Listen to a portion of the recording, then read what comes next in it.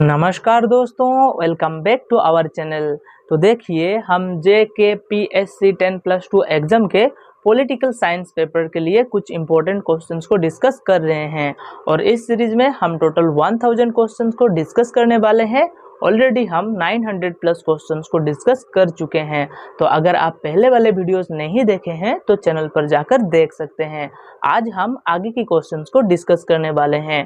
पर वीडियो शुरू करने से पहले एक इम्पोर्टेंट इन्फॉर्मेशन, अगर आप अपने प्रिपरेशन को और भी ज़्यादा मजबूत करना चाहते हैं और अपने कंसेप्चुअल क्लैरिटी लाना चाहते हैं तो आप हमारे JKPSC 10+2 लेक्चरशिप कोर्स को बाय कर सकते हैं। इससे आपके प्रिपरेशन बहुत अच्छा हो जाएगा। कोर्सेज के लिए आप हमारे ऐप और वेबसाइट पढ़ो तो ऐसे विजिट कर सकते हैं। और अगर आप इस वीडियो के PDF चाहते हैं तो इस वीडियो के PDF भी आपको हमारे ऐप पढ़ो तो ऐसे पर मिल जाएंगे बिल्कुल फ्री में। तो जरूर प्ले स्टोर से पढ़ो तो ऐसे ऐप को डाउनलोड कर लीजिएगा। तो चलिए वीडियो को शुरू करते हैं। तो देखिए, first question, Aristotle's classification of governments is based on. तो जो एरिस्टोटल ने गवर्नमेंट की क्लासिफिकेशन किए थे किस चीज के ऊपर बेस करके? द सोर्स ऑफ ऑथोरिटी, मतलब कहाँ से ऑथोरिटी का सोर्स आ रहा है उस चीज के ऊपर बेस करके गवर्नमेंट की क्लासिफिकेशन किए थे, या फिर the number of rulers and whether they govern for the common good और सेल्फ इंटरेस्ट, मतलब कि कितने लोग रूल कर रहे हैं, वन मतलब एक लोग या फिर एक से ज्यादा लोग और बहुत ज्यादा लोग, है ना। और किस लिए रूल कर रहे हैं? कॉमन गुड के लिए, सबके भलाई के लिए, या फिर सिर्फ और सिर्फ अपने भलाई के लिए, सेल्फ इंटरेस्ट के लिए, इस चीज के ऊपर बेस करके। या फिर the geographical size of the state, मतलब कि एक स्टेट की जितना बड़ा जियोग्राफिकल एरिया है उस चीज के ऊपर बेस करके क्लासिफाई किए थे गवर्नमेंट को। या फिर द लीगल सिस्टम एडॉप्टेड। तो इसका जो करेक्ट आंसर है वो है ऑप्शन नंबर बी, कितने लोग रूल कर रहे हैं और किस चीज के लिए रूल कर रहे हैं, कॉमन गुड के लिए या फिर अपने खुद के सेल्फ इंटरेस्ट के लिए रूल कर रहे हैं। इस चीज के ऊपर बेस करके एरिस्टोटल ने 6 टाइप ऑफ गवर्नमेंट्स की बात करते हैं। ठीक है, इधर एक्सप्लेन किया हुआ है, PDF को डाउनलोड करके पढ़ लीजिएगा। नेक्स्ट क्वेश्चन क्या है? According to Aristotle justice means. तो जस्टिस क्या है एरिस्टोटल के हिसाब से? एब्सोल्यूट इक्वालिटी फॉर ऑल, या फिर treating equals equally and unequals unequally in proportion to their merit. And option number C बोल रहा है कि granting privilege to the aristocracy, या फिर रीडिस्ट्रीब्यूशन ऑफ ऑल वेल्थ। तो इसका जो करेक्ट आंसर है वो है option number B is the correct answer, कि treating equals equally and unequals unequally in proportion to their merit. यही है एरिस्टोटल के जस्टिस का मतलब। ठीक है, नेक्स्ट क्वेश्चन क्या है? Which of the following is not a feature of Aristotle's organic theory? तो एरिस्टोटल ने ऑर्गेनिक थ्योरी ऑफ स्टेट की बात करते हैं, तो इनमें से कौन सा वो ऑर्गेनिक थ्योरी का फीचर नहीं है? तो स्टेट इज नेचुरल, ये तो ऑर्गेनिक थ्योरी का ही फीचर है, नेचुरल ऑर्गेनाइजेशन है। जैसे एक ह्यूमन बॉडी होता है उसी तरह की नेचुरल है स्टेट है। The state precedes the individual logically and morally, मतलब कि स्टेट जो है वो इंडिविजुअल से प्रायोरिटी इंडिविजुअल, मतलब इंडिविजुअल से भी पहले आया है। The state is artificial and contractual, और जो स्टेट है वो एक आर्टिफिशियल है और कॉन्ट्रैक्चुअल, मतलब कि स्टेट को हम इंसान नहीं बनाए हैं, आर्टिफिशियल है ना, हम ही खुद बनाए हैं। और ऑप्शन डी कह रहा है कि the state is necessary for advancing for achieving eudaimonia. तो यूडेमोनिया मतलब कि ह्यूमन फ्लरिशिंग के लिए स्टेट बहुत ज़्यादा नेसेसरी है। तो इसका करेक्ट आंसर है ऑप्शन नंबर सी, कि स्टेट आर्टिफिशियल और कॉन्ट्रैक्चुअल नहीं है। अगर आर्टिफिशियल एंड कॉन्ट्रैक्चुअल है तो वो नेचुरल कैसे हो सकता है ना, तो कॉन्ट्ररी है, इसलिए C is the correct answer. State Aristotle के हिसाब से एक नेचुरल है और वो इंडिविजुअल से भी पहले आता है स्टेट, एंड इंडिविजुअल जो है वो स्टेट के अंदर ही अपने ह्यूमन फ्लरिशिंग कर सकता है। अब ठीक है, तो यही करेक्ट आंसर है, option number C is the correct answer. State artificial नहीं है, वो एक नेचुरल इंस्टीट्यूशन से, organic theory of state. Aristotle introduced the concept of zoon politikon in which of his works. तो एरिस्टोटल जून पॉलिटिकन का जो concept है इनमें से कौन से बुक में इंट्रोड्यूस करते हैं? मेटाफिजिक्स, निकोमेकन, एथिक्स, पॉलिटिक्स या फिर पोएटिक्स। तो इसका जो करेक्ट आंसर है वो है ऑप्शन नंबर सी, पॉलिटिक्स। तो जून पॉलिटिकन के बारे में पॉलिटिक्स बुक में एरिस्टोटल ने बताए हैं। तो जून पॉलिटिकन का मतलब क्या है? जून पॉलिटिकल का मतलब होता है कि ह्यूमन बींग्स जो है वो पॉलिटिकल एनिमल है ना। नेक्स्ट क्वेश्चन को देखते हैं। According to Plato the human soul is divided into 3 parts. जो प्लेटो कहते हैं कि जो ह्यूमन सोल है वो 3 पार्ट में डिवाइडेड है। क्या क्या? Logic, will and action, reason, spirit and appetite, faith, hope, clarity, या फिर माइंड, बॉडी एंड सोल। इसका जो करेक्ट आंसर है वो है option number B, reason, spirit and appetite, है ना। इसके बेस पे सोसाइटी को भी क्लासिफाई करते हैं एरिस्टोटल की। एक सोसाइटी में एक सोल्जर क्लास होंगे, एक रूलर क्लास होंगे, एक प्रोड्यूसर क्लास होंगे, है ना। तो ये जो 3 पार्ट में डिवाइड करते हैं ह्यूमन सोल को। नेक्स्ट क्वेश्चन क्या है? 6 Plato's theory of justice is fundamentally egalitarian, hierarchical and functional, contractual and anarchist. तो इसका जो करेक्ट आंसर है वो है ऑप्शन नंबर बी। जो प्लेटो के जो जस्टिस थ्योरी है वो एक हायरार्किकल थ्योरी की बात करता है एंड फंक्शनल थ्योरी, है ना। अगर कोई भी जो इंसान है, ह्यूमन बीइंग है, वो अगर कोई प्रोड्यूसर क्लास है, वो अगर अपने काम को प्रोड्यूस को ठीक से कर रहा है, प्रोड्यूस कर रहा है ना, किसी और को डिस्टर्ब नहीं कर रहा है, तो जस्टिस है। अगर जो किंग है, फिलोसोफर किंग है, वो अगर अपनी काम ठीक ठाक कर रहा है तो जस्टिस मेंटेन है ना। तो ये एक हायरार्किकल है एंड फंक्शनल है प्लेटो के जो जस्टिस का थ्योरी है, इसको याद रखना।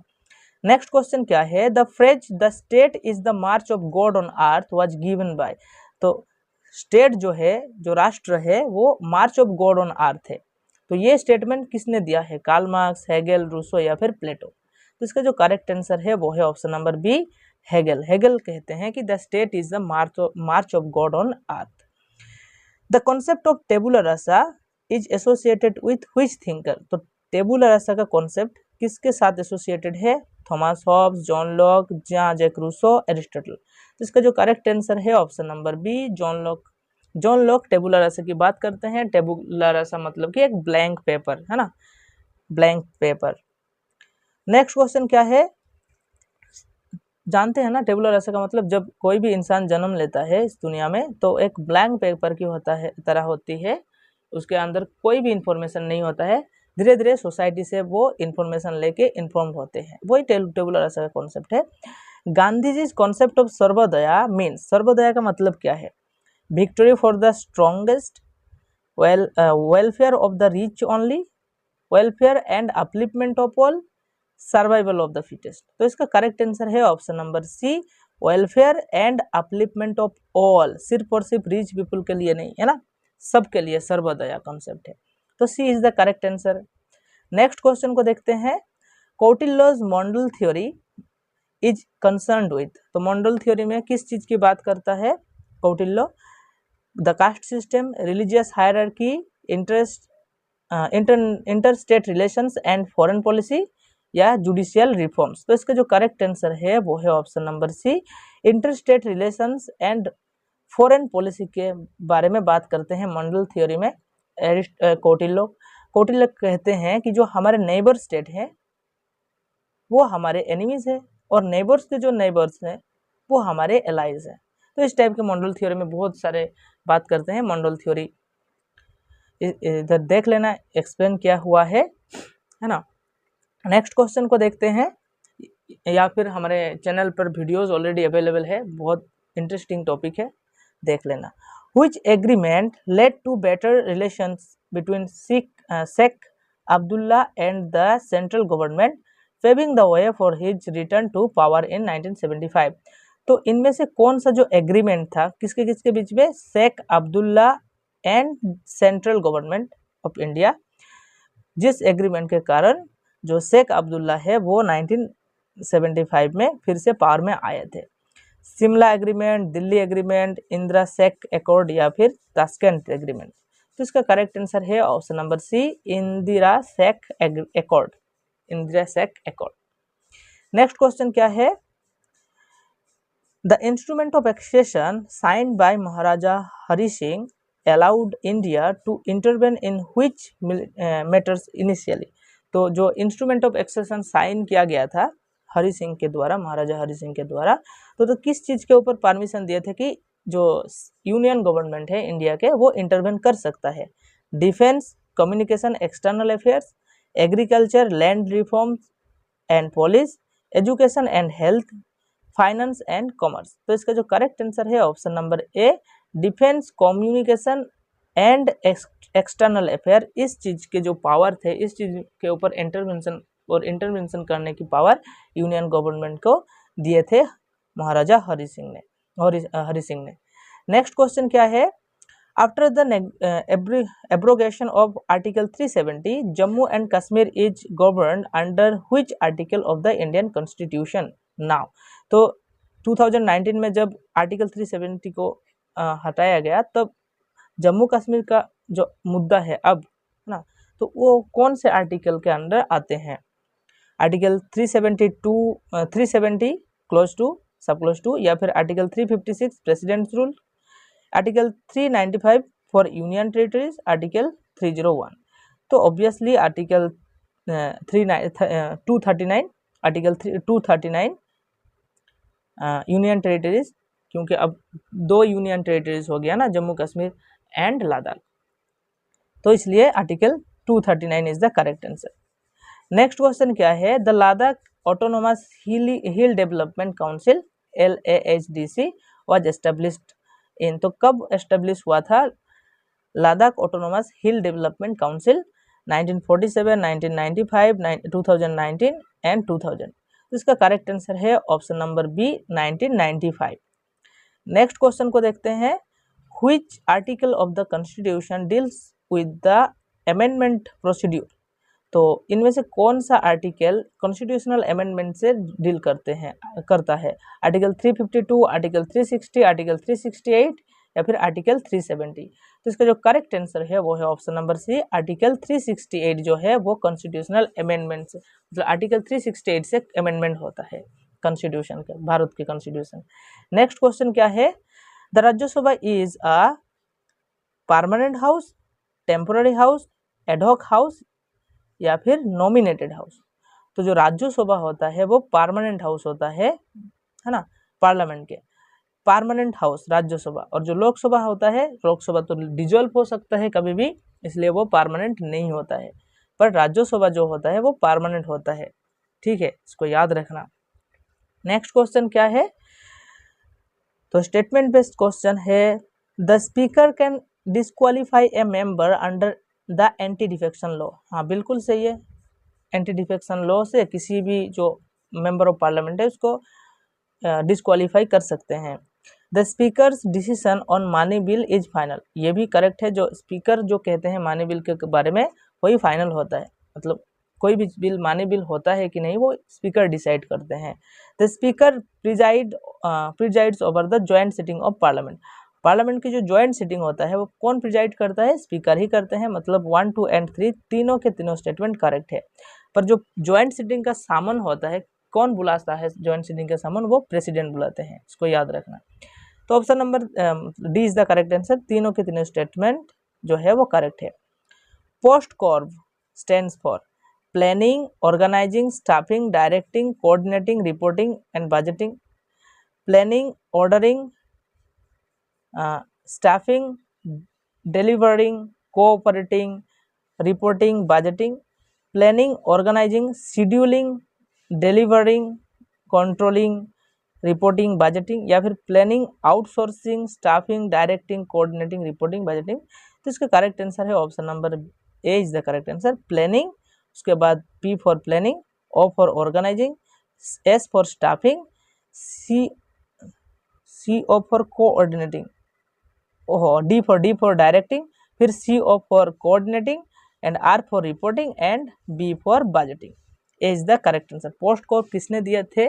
पोस्ट कोर का कॉन्सेप्ट लूथर बुलिक, इसको याद रखना। नेक्स्ट क्वेश्चन क्या है? The Hawthorne experiments were associated with which field? Classical economics, scientific management, human relations in administration या फिर रेशनल चॉइस थ्योरी। तो ह्यूमन रिलेशन थ्योरी से एसोसिएटेड है, जो पब्लिक एडमिनिस्ट्रेशन के ह्यूमन रिलेशन थ्योरी हाउथॉर्न एक्सपेरिमेंट से जुड़ा हुआ है। ठीक है, नेक्स्ट क्वेश्चन को देखते हैं।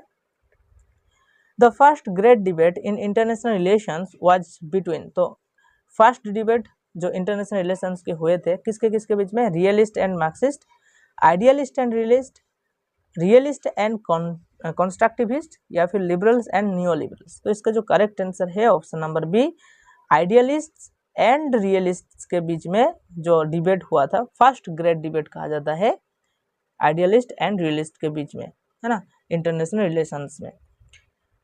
नेक्स्ट क्वेश्चन क्या है, और ये कब हुआ था, जब फर्स्ट वर्ल्ड वॉर खत्म हुआ था उसके बाद शुरू हो गया था, है ना, सेकेंड वर्ल्ड वॉर शुरू होने से पहले तक।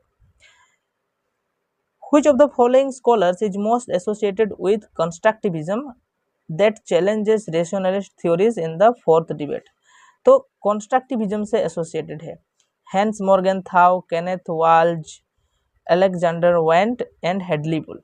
तो देखिए जो मॉर्गेनथाउ है वो रियलिस्ट थिंकर है, और जो केनेथ वाल्ज है वो न्यू रियलिस्ट थिंकर है, और जो हेडली बुल है इंग्लिश स्कूल से बिलोंग करते हैं। तो C is the correct answer. Alexander Wendt जो है वो कॉन्स्ट्रक्टिविज्म से बिलोंग करते हैं, ठीक है, कॉन्स्ट्रक्टिविज्म।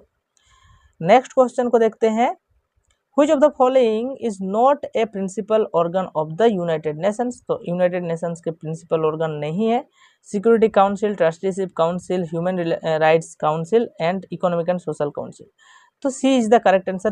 जो ह्यूमन राइट्स काउंसिल है वो यूएन की कोई ऑर्गन नहीं है ना, यूएन में टोटल 6 ऑर्गन है ना, क्या वो 6 ऑर्गन है, general assembly, security council, economic and social council, international court of justice, secretariat and trusteeship council.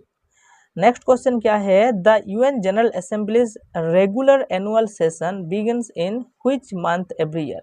तो यूएन जनरल असेंबली के जो सेशन होता है, एनुअल सेशन होता है, वो कौन से मंथ पे शुरू होता है, एवरी ईयर होता है, जनवरी में, मार्च में, जून में या सितंबर में? तो इसका जो करेक्ट आंसर है ऑप्शन नंबर डी, सितंबर में एवरी ईयर होता है, ठीक है, इसको याद रखना। नेक्स्ट क्वेश्चन क्या है, the principle of non intervention in the international affairs of a state is enshrined in.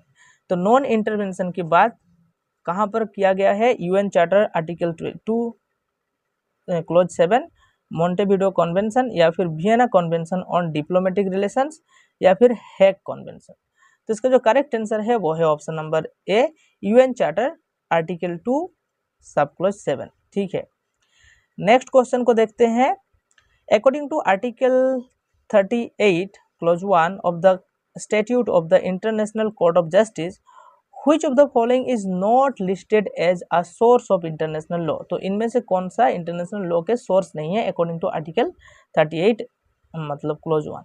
International कॉन्वेंशंस, treaties जो होते हैं वो होते हैं, सोर्स होते हैं, ऑब्वियसली होते हैं। International customs, general principles of law recognised by civilised nations, decisions of the UN general assembly. तो डी नहीं होगा, जो decisions of the UN general assembly है वो कोई सोर्स नहीं है इंटरनेशनल लॉ के अकॉर्डिंग टू आर्टिकल 38 क्लोज 1, ठीक है। तो इसके साथ ही क्वेश्चंस खत्म होते हैं। अगर वीडियो अच्छा लगा तो एक लाइक एंड कमेंट कर दीजिएगा और चैनल को सब्सक्राइब कर दीजिएगा फॉर मोर वीडियोस। एंड इस वीडियो के पीडीएफ आप जरूर प्ले स्टोर से पढ़ो तो इसे आपको डाउनलोड कर लीजिएगा, उधर फ्री पीडीएफ सेक्शन से जितने भी वीडियोस हैं जेके पीएससी के 10+2 के सभी वीडियोस के जो पीडीएफ है आपको फ्री में अवेलेबल हो जाएंगे।